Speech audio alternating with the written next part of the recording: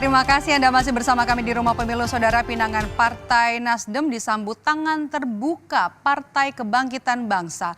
Wacana duet Anies Baswedan Mohaimin Iskandar pun diyakini bisa mengubah peta koalisi di Pilpres 2024. Kemungkinan apa saja yang bisa terjadi? Lebih lengkap soal ini kita akan bahas sore hari ini bersama dengan Direktur Eksekutif Indikator Politik Indonesia.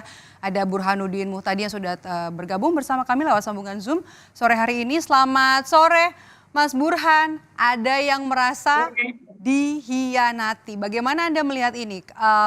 Tawaran kerjasama yang dilayangkan oleh Partai Nasdem ke Mohaimin Iskandar ke PKB. Saya kira memang tawaran tersebut secara elektoral bisa dipertanggungjawabkan. Dalam pengertian Anies Baswedan lemah sekali di Jawa Timur dan Jawa Tengah, yang notabene adalah provinsi kunci yang menentukan secara elektoral bagi kemenangan calon presiden.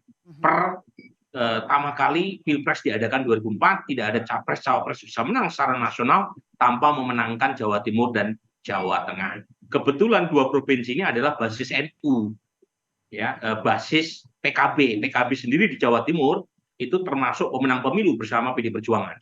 Cuma masalahnya adalah kalau yang dipinang oleh Anies Baswedan sebagai cawapres adalah Mohaimin Iskandar, data-data survei menunjukkan tidak seluruh anggota atau konstituen PKB memilih Mohaimin Iskandar.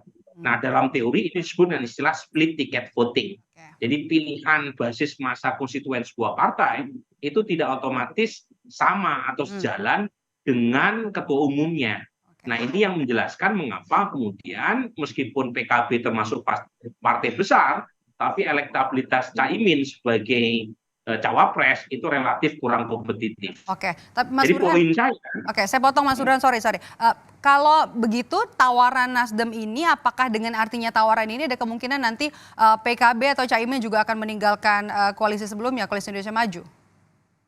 Dengan sendirinya kan tidak boleh mempoligami koalisi, ya, nggak boleh mempoligami capres. Dan pernyataan Jazil Fawait tadi pagi jelas mengatakan kalau PKB menerima pinangan Nasdem untuk mengusung Anies Baswedan, secara otomatis kata Jazil Fawait mereka keluar dari koalisi Indonesia Maju yang sudah mengusung Prabowo Subianto. Oke, kalau Demokrat gimana Mas Burhan? Apalagi sudah ngomong nih, sudah ngeluarin statement kalau mereka merasa dihianati. Lagi-lagi soal Demokrat juga mudah sekali kita membacanya. Pernyataan elit Partai Demokrat juga mengatakan mereka tidak akan setuju untuk mendukung pasangan Anies Mohaimin Iskandar.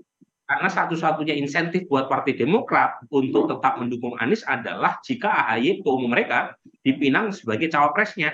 Nah, kalau kemudian Anies memilih cawapres yang lain, apa insentif yang dikejar oleh Partai Demokrat untuk tetap mendukung Anies? Kan nggak ada. Apalagi peluang Anies dibanding Prabowo atau Ganjar untuk menang relatif lebih kecil. Jadi kemungkinan Demokrat meskipun sama-sama tidak mendapatkan posisi sebagai cawapres, baik untuk Anies atau untuk Prabowo maupun Ganjar, mereka cenderung memilih capres lain yang potensial menang, termasuk dengan harus meninggalkan koalisi perubahan. Oke, kalau Demokrat kira-kira bakal berlabuh kemana nih, Mas Burhan? Ada dua kemungkinan. Ya, pertama adalah Prabowo Subianto, yang kedua adalah Ganjar Pranowo. Nah, masalah dengan koalisi antara Demokrat dengan PD Perjuangan adalah hubungan lama antara tokoh utama mereka, Pak SBY. Agak sulit sebenarnya ya? Yang agak sulit, ya. Jadi kemungkinan bisa ke Pak Prabowo karena secara historis tidak ada masalah yang serius, ya, seperti halnya hubungan atau relasi antara Ibu Mega dan Pak SBY. Kalau menurut Anda nih, ngebacanya gimana? PDIP bakal menerima dengan tangan terbuka nggak sih Demokrat ini? Kalau PD Perjuangan termasuk Mbak Puan kan nggak ada masalah, ya. Tapi pertanyaan Anda ini harus ditanyakan kepada Ibu Mega, bersedia atau tidak menerima Demokrat, ya. Kalau misalnya Demokrat berlabuh ke koalisi pendukung Ganjar. Tapi saya melihat kemungkinan Demokrat untuk berlabuh ke Pak Prabowo lebih besar daripada PD Perjuangan. Oke, kalau misalnya sekarang kita bahas lagi nih, Caimin, Mohaimin Iskandar, apa yang membuat Nasdem ini melirik Mohaimin Iskandar? Apa pertimbangannya memasangkan Anies dengan Mohaimin Iskandar? pertimbangannya sebenarnya bukan Muhaimin Iskandar secara personal, ya, tetapi PKB, Partai Kebangkitan Bangsa yang dipimpin oleh Caimin, yang secara elektoral punya daya tarik lebih memikat ketimbang Demokrat. Karena bagaimanapun PKB ini partai besar, terutama di segmen pemilih Islam tradisionalis seperti NU.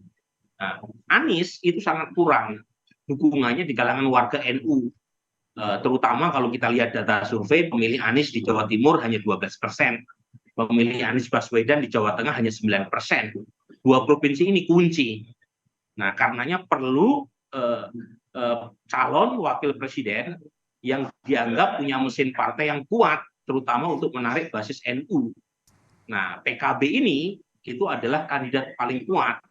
Cuma masalahnya kan tadi saya sebut, memilih Muhaimin Iskandar belum tentu basis massa NU atau PKB ikut serta.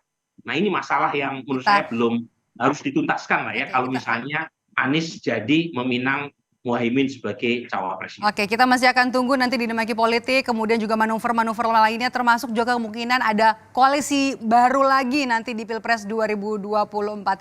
Apakah juga besok ada deklarasi dari Caimin, Anies Baswedan dan juga Muhaimin Iskandar? Terima kasih sudah bergabung bersama kami di Rumah Pemilu hari ini, Direktur Eksekutif Indikator Politik Indonesia, Mas Burhanuddin Muhtadi. Sehat selalu, Mas Burhan. Dan usai